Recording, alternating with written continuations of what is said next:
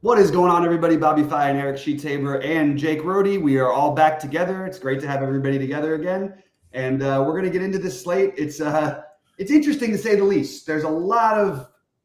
It's very tight pricing wise, and there's a lot of very, I think, speculative plays that we're going with here in certain cases. So I'm really curious to get your guys' thoughts on it. What's happening? I mean, I am so spread out at quarterback. I almost like treating quarterback like in some cases as it doesn't matter, and then I'll take a few of the Jaden Daniels or whatever. But it's going to be interesting. Sheets, we'll go to you first, and then go to Rohde. Overall thoughts on the slate, sort of the way that you're approaching it. What are you getting to? Yeah, the Rams value opened up this morning with Kupp being officially ruled out. He was pretty healthily questionable all week. Mm-hmm. So that gives you a little more value to kind of play with if you wanted to mess around with like Tutu Atwell, and obviously now Colby Parkinson becomes a little bit better, and that other stuff. But overall, pricing is a little bit tight, and it's not exactly a one-game slate anymore. Although we'll get to it, but I still think that Seattle game is one of the top options. Yeah, and I think a reminder from last week to sometimes that people don't like to do. It's not natural when you're hand building, especially, and even the Sims aren't going to give it to you very often. Is sometimes stacking part of the game, using the defense as part of your stack. I mean, we saw it last week with Tampa Bay. The 5-man Tampa Bay stacks won all the millions, and the defense was the biggest part of it, basically. So, but it was you can hope for that wild game, and that seems like that wild environment with also two quarterbacks who will sling it around and could make that mistake. So we'll get to it, probably much later. But since you brought up the defense, I'm very, very insecure about the defenses that are showing up. For the purposes of winning like a big tournament. Like the best defense is showing up. Don't have, well, one of them has a lot of upside, but most of them don't. So we'll get to that, I guess, when we get to it. Yeah, and it's because the pricing's so tight that we have to make some of those decisions. Rohde, how about you, man? Any overall thoughts before we get into positions, and then we'll talk game stacks at the end, which obviously is going to happen naturally when we talk about quarterbacks anyway. Yeah, just similar to what we talked about in the beginning before the show started. Like pricing is super tight. Where to find their value, what running backs are value. We have some more receivers now opening up, so we have a lot of 4K value receivers now, and even a 3K guy that we kind of like a little bit. So just talking that value, I'm thinking Sheets is I'm going to take a guess. He's on some of these cheaper defenses with that he doesn't probably like a little bit. So we'll talk about that later too. So I think you have to be. Like, I don't know how you think the cheaper defenses are what we're getting a lot of. Yeah. It's just that there's a lot of really good plays that you want to spend up for and not a lot getting there. Anyway. All right, we'll jump into it. I'm going to sort of sort by the ownership here and talk about quarterbacks. Rohde, why don't you start us off, and then we'll go to Sheets, and then I'll finish it out. Quarterbacks today for my favorite stacks is probably that Green Bay, Jordan Love, CJ Stroud. I like they're coming in at low ownership. I really like them. I know Jaden Daniels is popping off as like the top guy, but I'm kind of under on the Commanders a little bit. I have the pieces in that game, but I don't necessarily have a lot of him.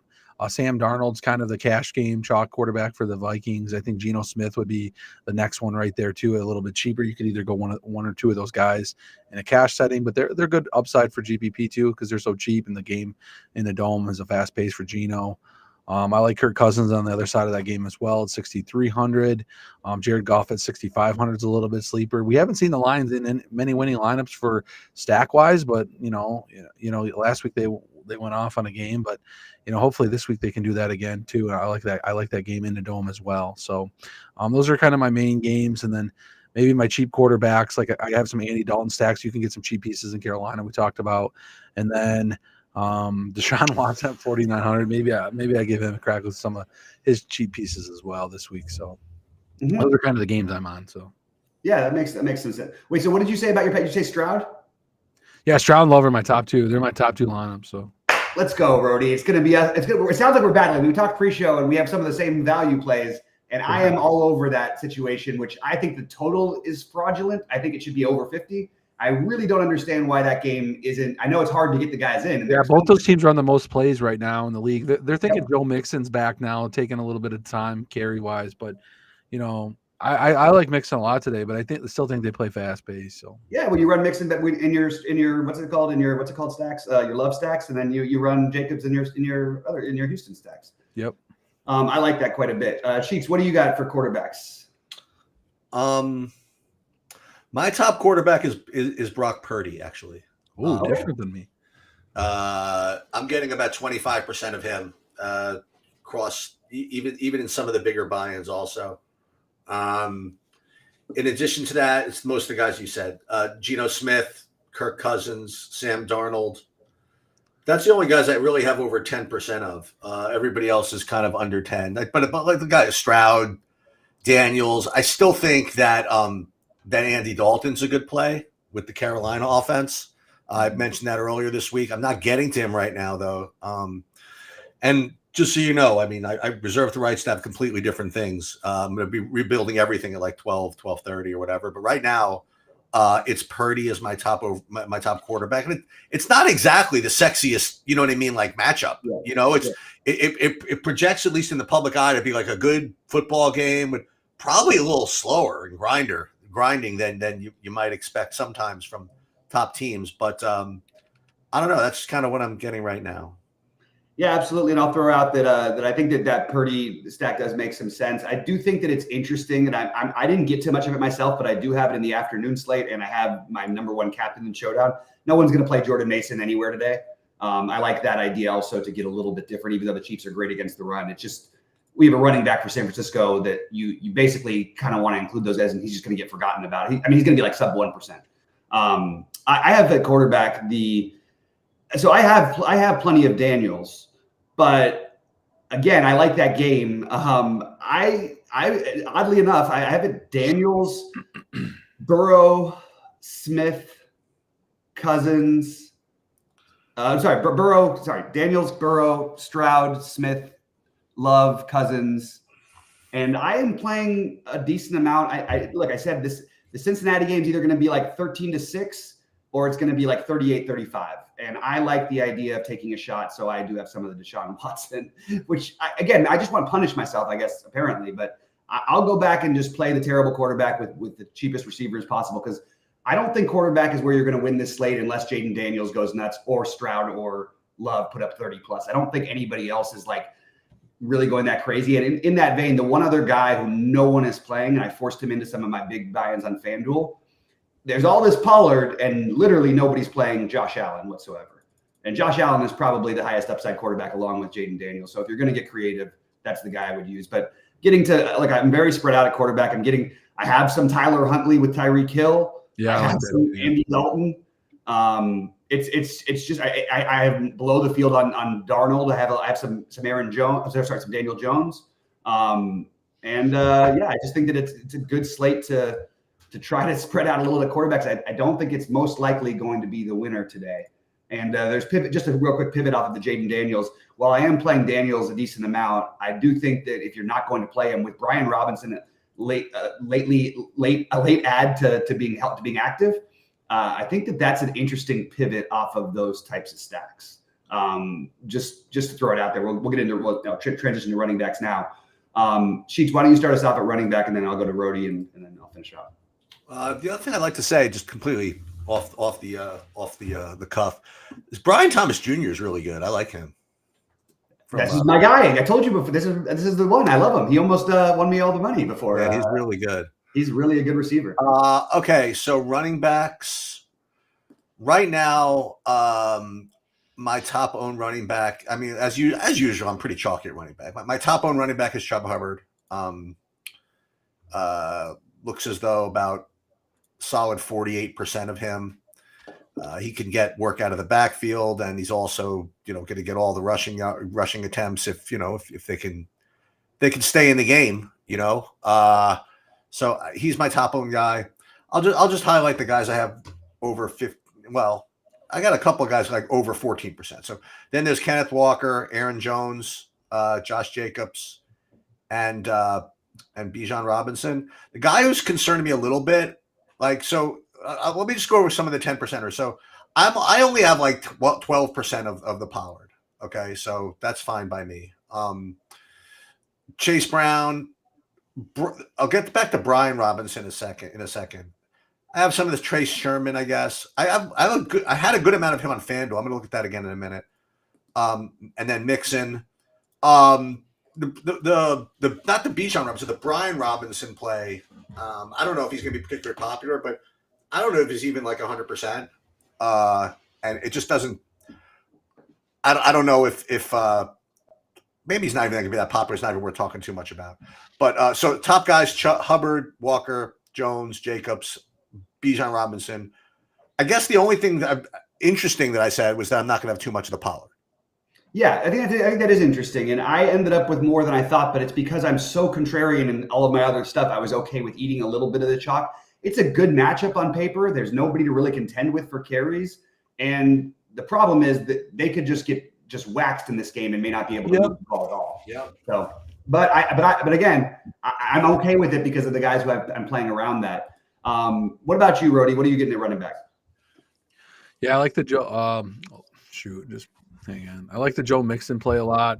I don't mind getting to some Walker a little bit, but I mean, I talked about Charbonnet a little bit. If Walker is sick, I think Walker will be fine. But Charbonnet, Algiers, a couple cheap guys in that game I like too. Same game. Tony Pollard is cheap. I like Chuba. I'm getting some Josh Jacobs in that same game, too, as well. That I like that Houston Green Bay. I'm probably lower on Kyron, which I probably need to add a little bit more. Aaron Jones, I need to add a little bit more. He's getting popping a little bit, but I like the passing side more for Minnesota. Jahmyr Gibbs in that Detroit game, I like him. Pass catching backs are good against the Vikings. Brian Robinson's a good play. Chase Brown's a 5.9 cheaper play that I do like for the Bengals. I do like I forgot to say Barkley. I like Barkley a little bit in a revenge game. I know it's a revenge game, but I like the matchup. Yeah, those are basically my main backs right there. I'm just kind of cycling through those guys. A lot of mixing though. Probably. What about Barkley? You got a lot of him, Bobby? Yeah, Barkley is my third highest owned running back. Kyron Williams my second highest.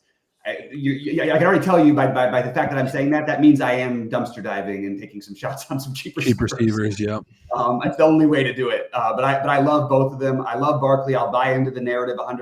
If there's anybody who seems like a narrative-driven guy, especially Sirianni does seem that way. The lunatic that he is.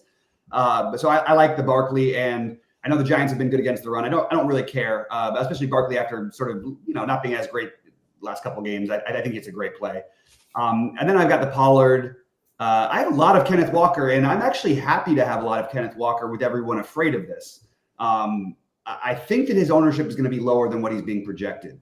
And I also see all like SaberSim. I know sites are all different. I looked at a bunch of different things, but SaberSim has got they're projecting pretty hefty on the on Charbonnet. You see that just the point per dollar, they've got him as the sixth best point per dollar play, even with Walker active. I think you could play that on FanDuel at 5,300, but I personally, I just like the Walker in that matchup too much. Bijan Robinson would be next for me, followed by Jacobs. And then there's a guy I've got 15% of. I just don't expect to get played today.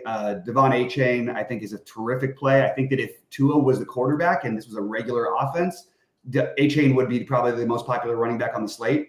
So if you want to pivot off of Hubbard and Pollard, I think Achane is like the best pivot you can possibly ask for. I love Achane.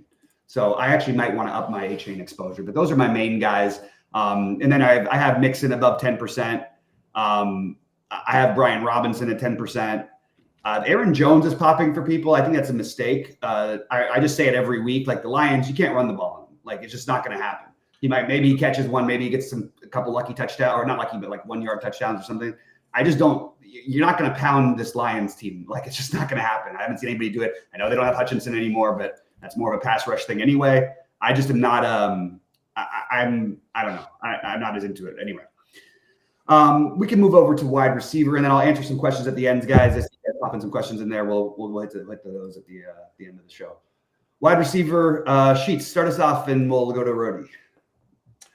I have Drake London as my highest owned guy by too much. I'll probably have to pare him back a little bit. I don't think I could have 50% of like a wide receiver like that. But that's what I'm getting right now. And then after that, I do have a bunch of guys. Well, a bunch of guys. Let's say 6 guys over 20%, and a couple of cheapos. Starting from the bottom up, I do have Trent Tucker at 20%. Then other cheapos, and I'll get back to the other guys. I am getting 25% of the Juju Smith-Schuster. Feels really dirty, honestly. But that's what I'm getting right now. It does. I'm with you though too. I mean, the thing is, I mean, San Francisco, they'll probably try to keep everything in front of them, and you know, I think it is like a Schuster Kelsey type game. You know what I mean? Like just Mahomes just taking what they get, what he gives them. You know, what they give him. So I think Schuster could get like 10 catches in this game. You know, and at his price, you're just going to have it if that happens, right? Right. Even if he scores no touchdowns. And then Tutu Atwell is the Rams' value of choice for me right now. Okay. Right now, a little bit different with it. What's that? It's a little bit different. I guess. Yeah, I don't think he's going to have much ownership compared to. Yes, I have him like 28% right now. Ooh. But we'll just see. Again, I have to run everything again, and then the real guys are the guys that actually have a chance to do something. I have DJ Metcalf at 22% from that Drake London game, right? And then not surprisingly, I do have Brandon Ayuk 27% because of my Purdy exposure, or maybe I have my Purdy exposure because of my Brandon Ayuk 27%. Who knows? And then go right back to you mentioned him earlier this week, but I'll go right back to Tank Dell. 27% of him. So those are my top wide receivers. Yeah, I love the Tank Dell call. How about you, Rody? What are you getting at receiver? Yeah, I think I got too much Tank Dell and Jaden Reed. Those are the guys I'm high on. Yeah. I do like Drake London a lot of 6,900 on DraftKings. Malik Neighbors out 7,500 are pretty good plays. Yeah. Yeah, Neighbors is back this week. Drake's pretty cheap. I think DK Metcalf's a great call from Sheets there. That's a good play. But that's not particularly earth shattering. You know what I mean? No, that's not earth shattering. No, I'm gonna get some earth shattering ones. My cheap 3K guys coming. Dobbs, you can play in the back at 5,500. Ayuk's got a good price, but I'm under on that game. But I think I'm going to add that game to FanDuel. I'm going to ask Sheets about if that's a better play on FanDuel. If he's getting any Purdy on FanDuel. It's a 4:00 game. You know what I mean? You can play it and then screw around later if you don't like it. I think that game is much better on FanDuel for it. Yeah, because Purdy's really cheap on FanDuel. And Ayuk is really cheap. I think I'm going to do that stack for my main lineup on FanDuel. I kind of like that. Josh Downs at 5,700. A Miami game. I have a little bit of Huntley. So I don't mind Hill either at 7,300, and Waddle's pretty cheap too.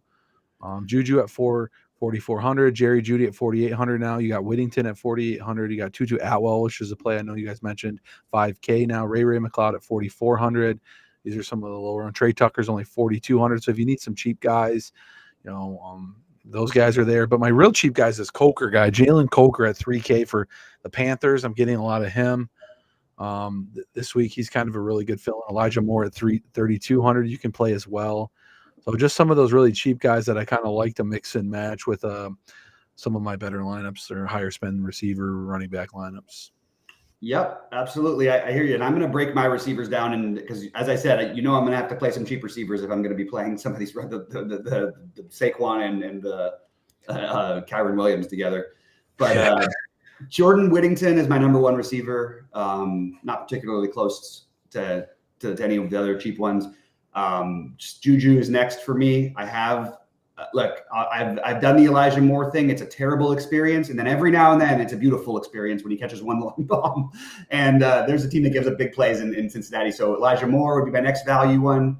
My next value after that is probably going to be either a combination of DJ Turner and Trey Tucker from Vegas, just because they're going to have to throw to somebody, and can't all go to Bowers, I don't think.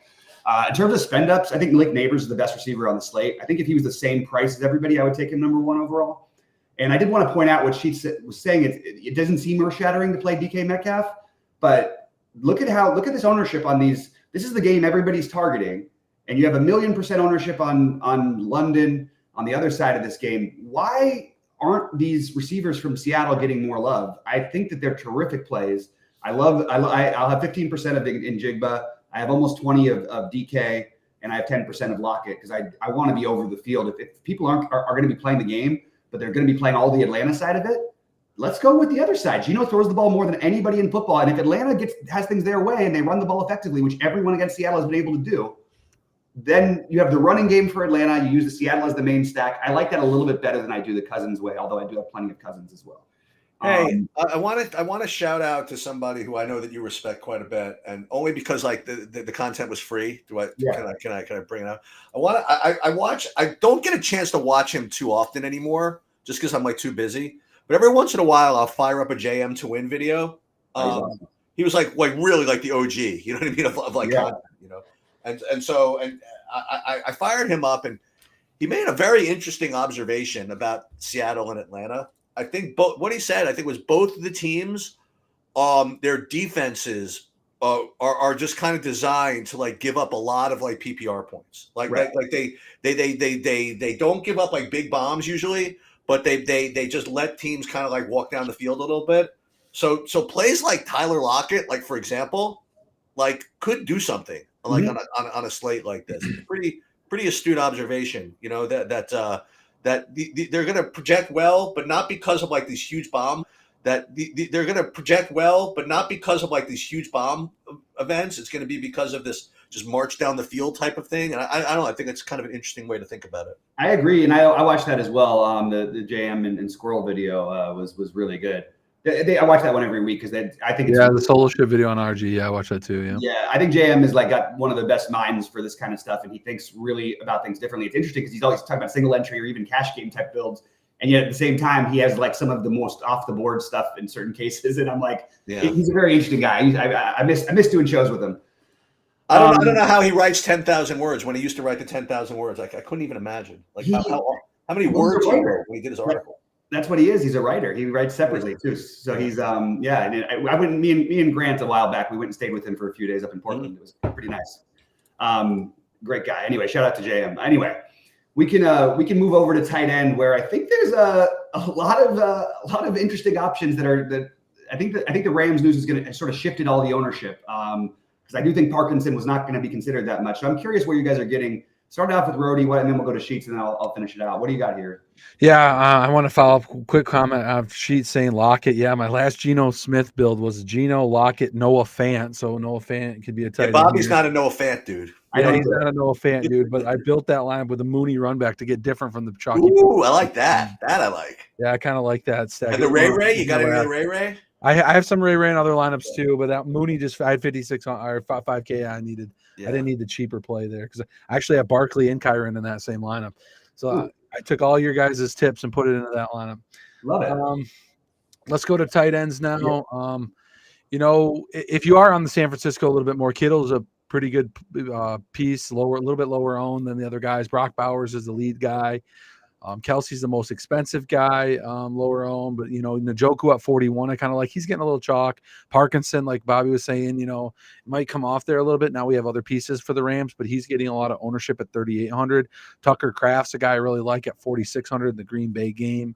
Kyle Pitts at 4,500 I really like in the Atlanta Seahawks game. And then the Dalton Schultz, 4,200 for the Houston in that Green Bay Houston game. Packers give up a lot to tight end, so Schultz a pretty good play this week. And then a little bit Noah Fant, Kel Contro. Those are the couple cheap 3K guys. Jonnu Smith, 3-4, and then Javonte Sanders for Carolina, 2,900 is another cheap guy you can use if you need more salary. Those are the main guys I'm on. Yeah, to touch real quickly on that, I don't understand why Jatavion Sanders is not more popular this week. If you need value, and I understand people are going to play the Calcaterra, and that maybe they didn't play that much of it, but like, no, he's not even that high owned actually. It's kind of weird to me because if you really need value, Jatavion Sanders had 5 catches last week in the similar type of game. You're playing against a team right now that is, well below average in terms of overall defense and well below average against tight ends. I don't know why we wouldn't, and you mentioned it at wide receiver, the Coker play, which I like. But why wouldn't we play Jatavion Sanders? Why don't you do it? And this is what me and Rody did a build like this. We, one with Coker and Jatavion Sanders, and then just play and Dalton is the quarterback. Then just play everybody else that you want and spend up for. Yeah, I got like 3 or 4 lineups like that, and then just rotating a high spend. So wait, so who do you spend up for there? Like Jefferson and like Jefferson, Barkley, or Nate. For me, it'd be Neighbors or Jefferson. Or you know what you could do in that case? You could play like Jefferson and Amon St. Brown or something like that. Or exactly, that's another one of the lineups. I got Walker, Mixon, Neighbors, Reed, London with Coker, Sanders, and Dalton stack. And what I don't know if did you mention Jamison Williams for Detroit? I should have. I have a little bit of, and he's 6K. Well, I was asking Bobby only because it seems like Of course. he always has to mention him. Yeah, I have him at 10% right now. Okay. I said it's got to be minimum 10% every week. I would like to get it higher. What's that? You just put 10 there on him every week. It's got to be at least 10 if he's going to be 2% owned against what's been it's one of the biggest totals on the slate, right? And it's two teams that stop the run and force you to pass. So like I don't know why we wouldn't play him. Yeah, my Lions stack, I overstacked the passing attack, and then I got Amon, J-Mo, and Gibbs type build.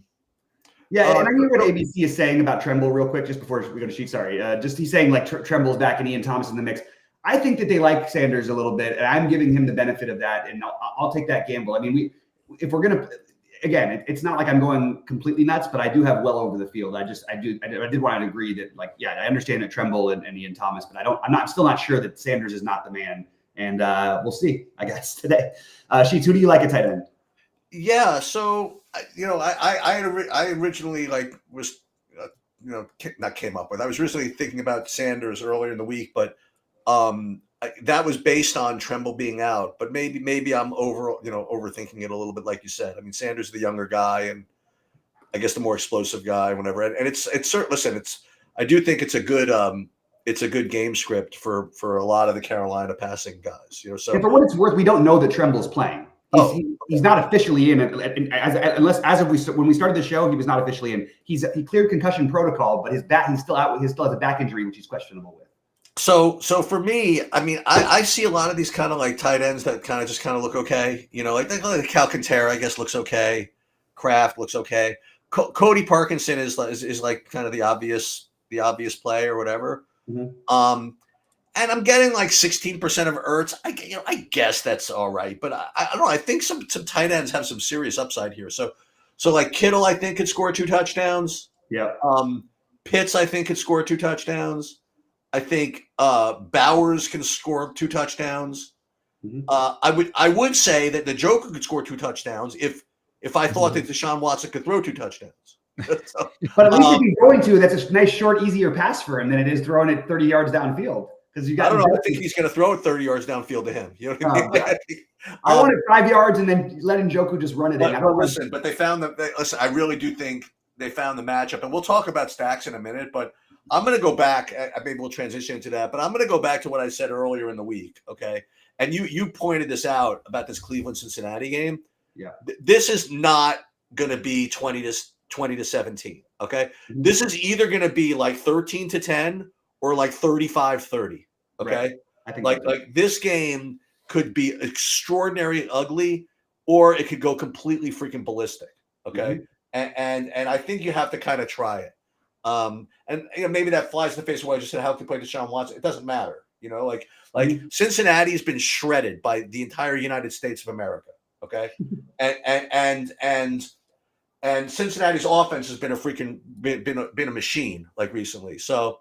And Cleveland hasn't exactly stopped anybody either. Okay, no. So even though they're supposed to be able to stop people, so I think that game could go freaking bananas. And I think it's one of those games like you sometimes talk about with baseball is that I don't think I want to play one-offs from that game. I think I want to just cram like some 2x2. You know what I mean? Like 2 receivers, or maybe even 3 for Cleveland with like Chase, or Chase Higgins. I mean, like a whole bunch of them. And if the game busts, the game busts. But if the game goes off, you win everything, Absolutely. So that's the way I'm thinking about that. And it looks really pretty every time you get to play Chase. I mean, maybe it looks pretty for me because they've been great to me. But like playing Chase and Higgins together always feels like a good thing, even against a tough Cleveland defense. Burrow's up. That doesn't bother Burrow. He'll be fine. I think. And well, again, it depends on the game script. We'll see whether it's the 13-7 or whether it's the 38-35. I do have Bowers currently as my highest owned. It's a great spot. I have actually Bowers and Parkinson paired together. I have more tight ends in the flex than There's a lot of that to this week. A lot of these double tight end lineups I'm seeing. Yeah, the Sims liked it, and I liked it because it allowed me to get to spend up on the running backs that I like, and then I get to play Neighbors or Jefferson or Chase, and all those guys feel really good to me. But I have Njoku as my second highest owned, and then it's sort of like a bunch of guys in a similar range between Ertz, Parkinson, Sanders, TBD with the Tremble situation. Dalton Schultz in those stacks. And then the guys Sheets mentioned, Kelsey and Kittle. I think Kittle especially, I mean, that's one thing. Like Casey does a lot of things well, but they're willing to give up anything over the middle. Yep. Just feels like a Kittle game script waiting to happen. Also feels like a Deebo Samuel more than Ayuk for me personally, but I do like Ayuk's price on FanDuel so much I had to play him a lot over there. Yeah, I think I'm gonna put him in one. Yeah. But those are sort of my main ones. I also am getting the Pitts in those stacks and all that. Weird plays like Eric All Jr. in those Cincinnati stacks. That was one of my full game stacks there. I had Eric All with both Higgins and Chase and Burrow. But that's pretty much it for me at tight end. And we got Eric Froelich in the chat saying, "Let's go Mets." I'm on the other side of that. I'm guessing he's saying that because my Dodger hat, or maybe it's because Sheets is on the show. But yeah, I hope the Dodgers pull it out tonight. If not, I'll have to. I'll be excited to go to Game 7, but I won't be that excited. I'd like them to win the series and just get the Yankees and Dodgers ready to go. Who do we have? Who do we have pitching today? I don't even freaking know. It was so mismanaged. I can't. Is it Quintana for the Mets? No, Minaya. Minaya for the Mets, yeah. But for the Dodgers, it's going to be the bullpen. It's the Dodgers. It's everybody. Right. It's everybody, which they just so poorly managed that last game. I don't even understand what they were thinking. All right. Let's talk about defenses quickly. Again, I think you're spending down it's just really, really, really hard to try to spend on defense and get to the guys I want to. So what are you doing, Rody? Then we'll go to Sheets and then defense is a spend down for me today. Like I know you guys were hating on the Browns, but I mean they're 2,500. The Panthers are 2,400. Just some cheap ones that I like. I don't mind getting to the Bills if you got a little money to spend up to at 3,500. Even the Bengals at 3,300 are viable. Rams at 3K, I don't mind as well. I like that. Seahawks are only Dolphins are 2,800. Seahawks are 2,600. Those two I can fit in there. I know they give up a lot of yards, but just one pick six or something, I spread it out, like we normally do. Even Texans and Packers are both cheap, 2,600, 2,900. I'm kind of really spreading it out, but the Browns, Panthers, Bills are kind of my main ones if I spend it up a little bit. Yeah, it makes sense. How about you, Sheets? Yeah, so I got to do something about this because I actually as you mentioned, I'd like to. What? You're going to have above 20% on somebody. I can feel it coming. Yeah. Well, right now I have 38% of somebody. The Rams? And I like to have like less than 15. No, it's like the opposite of what you think. I have like 38% of Buffalo right now. That makes sense. I mean, it's freaking Mason Rudolph. You know what I mean? Like it's a freaking and Buffalo, they play their zone or whatever it is, and I think it's like a perfect opportunity for them to get like 100 pick sixes if you want to know the truth. But they are 35, whatever. They are expensive, and I'm not playing 38% of any freaking defense in the NFL. So yeah, the other guys I'm getting are the same guys that I kind of alluded to. They kind of like seem fishy. So the Rams seem like reasonable enough, Giants just they look like good value, but I mean they could get a 0. I don't know. And then like the Browns, I guess. You know what I mean? But I mean, when's the last time playing a defense against Burrow ever amounted to anything? I don't know. Then I get. That's pretty much it. You know what I mean? Because I have so much of the Bills, but other guys want to play the Vikings against Goff. That's always possible. Sure. Commanders, they get a lead. They could get aggressive against Dalton. I mean, you can play anybody. But I'll tell you before we stray. Well, actually, you go over your defenses, guys. There's one other thing I wanted to mention. Yeah. I'll just go real quick. I have the Rams. I'm going to write this down before I forget. Yeah, the Rams are my favorite defense. I actually have the other side. Like we all forget that Josh Allen led the league in turnovers last year. And we have the cheapest possible defense against him. I don't need a ton out of them. They're 2,300. I'm 3,100 on FanDuel. I have a lot of the Titans just because I literally needed every extra 100 I could. Okay. I have the Giants, but no, but the thing is, they could give up points, and Josh Allen will still gamble. I want to always be taking it against quarterbacks who are going to gamble if I can. Unfortunately, the Giants don't fit that mold, but the pricing fits the mold. The Browns also are in a similar situation to the Giants, so I do have some of them. But my favorite, I don't know if you want to call it hipster or that I forced in a couple spots. I think the other side of it, maybe this is the I think Darnold is for real. I think he actually is going to be fine. Who?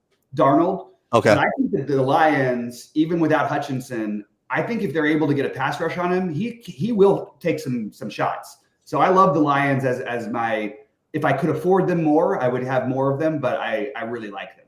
I also think that getting exposure, then the rest of my exposure is like as Rody mentioned, that the Houston and Green Bay game, and then the Seattle Atlanta game. Just because when you're playing the offenses, you remember these guys are running a million plays.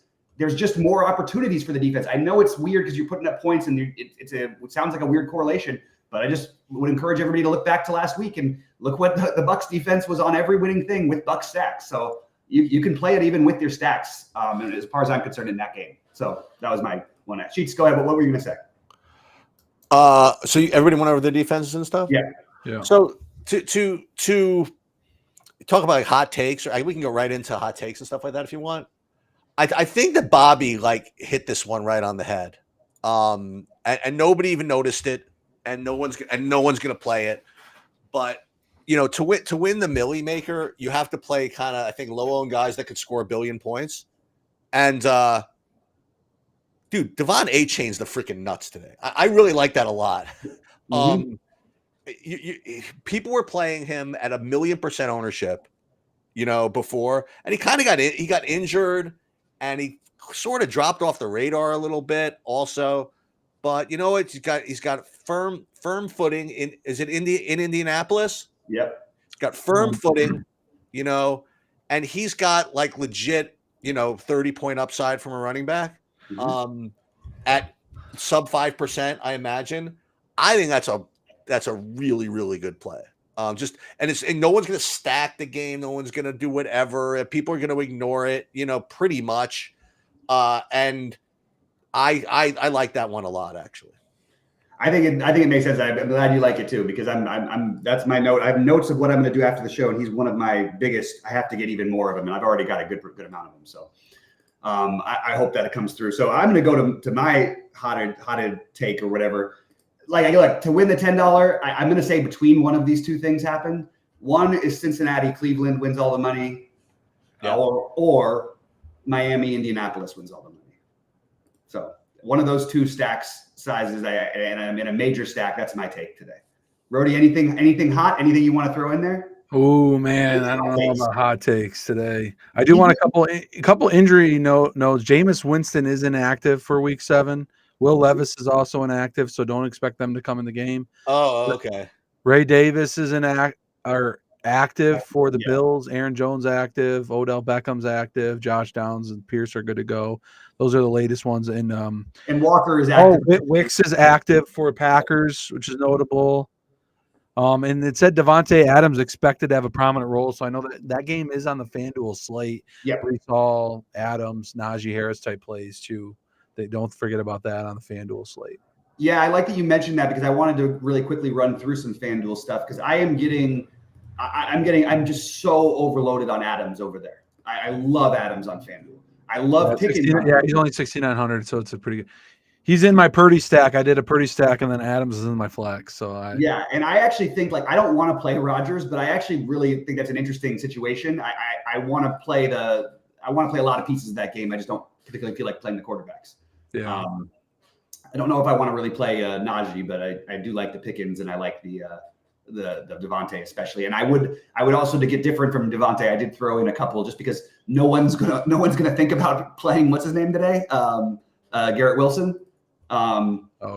Probably worth considering, just because if they double Devontae, which seems like they will, Garrett Wilson will be the benefit factor. So I like that a little bit. All right, so that's pretty much. Sheets, I don't have anything else. Anything else you want to touch on before we end up getting out of here? And what kind of projection is this on Devontae Adams? Like 11?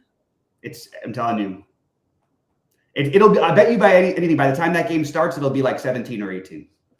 Yeah, I'm gonna probably have, and I'll tell you this. I mean, yeah. So what else do I have? On FanDuel, I'm not getting to too much. We may as well talk about the FanDuel. I'm not getting to too much. I'm pretty much have the same types of guys on FanDuel. Like I'm getting Cousins, Darnold, I'm not getting to as much Purdy. It's weird because like you guys were saying you might like Purdy over on FanDuel, but I'm not getting him on there. I'm getting him on DraftKings. And then running back over there, I am actually getting more Tony Pollard on FanDuel. Yeah, Fitz good, 7,100. And then wide receiver, still Drake London, Darryl Mooney, Jordan Whittington over there. Oh, so I don't know if you probably did. You talked about this, but with respect to wide receivers and with respect to the Vikings game, you guys getting any Jordan Addison? Yeah, and I have a stack on FanDuel in one of my big binds with both Addison and Jefferson. I actually wanted to go on a limb though and say something because I don't even like my FanDuel builds right now. I'm just going to jump really quickly and just show people what I'm talking about. When you have everybody who's showing up on a site that doesn't really reward passing unless it's touchdowns and really it really rewards anybody who runs. The only one who runs is Jaden Daniels of the guys who are getting ownership. I think you got to get Anthony Richardson, and I think I would even gamble on some Tyler Huntley because of the price, but mostly I would get to Richardson a lot more over there, and that's going to be one thing I do when we get out of here. Is also the other one is that literally no one will play is Jalen Hurts. I think that's a reasonable FanDuel play as well, and I would be less on the Cousins and less on the Geno over there personally. That's just my take. So we say this every single week, and we literally what is it, week 7? We still haven't done it yet. So if we're around for the late swap, no, I've done it 3 times. I just did you? Okay, I haven't been able to. Yeah, it's been a little bit tricky. I've had some back and forth and a lot of other stuff going on, but I'm gonna try to be able to. I'm gonna try to get in there. I'm not promising anything. And maybe I'll try to get in for some quick look at the both showdown slates tonight, the baseball and the football. Maybe. Yeah. I do like. I know that you thought that Dodgers would get to him last time, but I mean, Manaea's just in cruise control all season. Honestly, I actually like him today, in the showdown slate. I think they let him. I think he's self-correlating too. I think that I think he could have a good game. I don't know if I'm going to play any of the Dodgers relief. I just don't. You'd have to tell me which one to play. Like all these bullpen guys. Yeah, probably somebody like Kopech or. You think so? I mean, that would be my logical thought. Hudson, Kopech, maybe Banda. Okay. It's a tricky one. It's really like a little bit of a guessing game, even with knowing the Dodgers. But I would probably have a rule to like at least want probably at least a couple Dodger or at least one reliever in all of my lineups probably. Yeah. But again, like if you're around, if you had any insight as we get closer, like which ones you think would be. So Banda, you think? Who else? The only for dangers, last time this happened, they brought him in early. Well, I don't care if they get zeros. I just want to, you know what I mean? Just, who do you think? You can still get the win if you get the right one. So Kopech, well, that's true. Kopech and that's the way I was looking at it. Kopech, Hudson. Look, if it's a tie game, potentially Trinan comes in and gets the win like a la Luke Weaver last night, something like that. I think that's on the board as well. Depends on how the game goes. And I'll tell you what, I have watched Manaea, and I'm terrified of this guy now. He's a totally different pitcher than he used to be. He looks exactly. Did you see him? He pitches exactly like Chris Sale. He changed his arm angle, everything. He's been unhittable since then. And the Dodgers, who have completely crushed him historically, even though he's been good against the Dodgers, he's not been good against these Dodgers. He's just a different guy. So is Lux going to play tonight? I don't think he would start anyway. And it also, I mean, there's so much speculation on what they're going to do with Freddie Freeman. It's so beyond. Anyway, really, really poorly managed Game 6 for me. For Game 5, I mean. But now you're going to sit Freeman when you could have had the extra day's rest for his foot. Why didn't you do that? Why didn't you start Flaherty at home? And why did you make up that he was sick? And if he really was sick, why did you start him? I wouldn't sit Freeman. I would just in general, I would never sit Freeman. But he can barely walk. So that's the only problem. But he's had a couple extra days of treatment, Anyway. Oh, so this is the okay. So here's the. I mean, baseball's been all about like narratives this year. I mean, like in the playoffs, like every bit of drama of baseball has come out from both leagues. Okay, like huge comebacks or whatever it is. It'd be just 100% perfect. I mean, this is just perfect. They sit Freeman, obviously, and the Mets are up a run going into the 9th, and Edwin Diaz comes in, and Freddie Freeman pinch hit 2-run home runs like Kirk Gibson. Love it. Yeah, love that. Hobbling around. That would Yep. be awesome. Yep. I'll That's take it. it. I'll take it any way we can get it. So I would love to see that. That's it. Yep. And for what it's worth, by the way, these baseball is bigger than it's like ever in any recent history. If the Dodgers play the Yankees in the World Series, you're going to have more viewership all over the world than you have ever had, probably ever. Well, but I got bad news for you. Like, I don't even think. Well, actually, that's because of Ohtani, right? Because I was like thinking about like tickets for whatever. Mm-hmm. Like Yankees Dodgers would be really, really expensive. Yeah. I don't know if it'd be worse than Yankees Mets though. I mean, Yankees Mets is pretty nasty. I'll tell you right now, for the Dodgers side of it, if it was Dodgers and anybody else, I don't know. I still because Ohtani is like just such a freaking ridiculous draw. I mean, I think that's and I think that Ohtani is and it's like 10% of Japan watched the other game and it was at 8 a.m. or whatever. You know, like right. It's crazy. 10% of a whole country. That's pretty wild. That's got a lot of people in that country. That's true. Anyway. All right, Rody, take us out of here, buddy. All right, guys.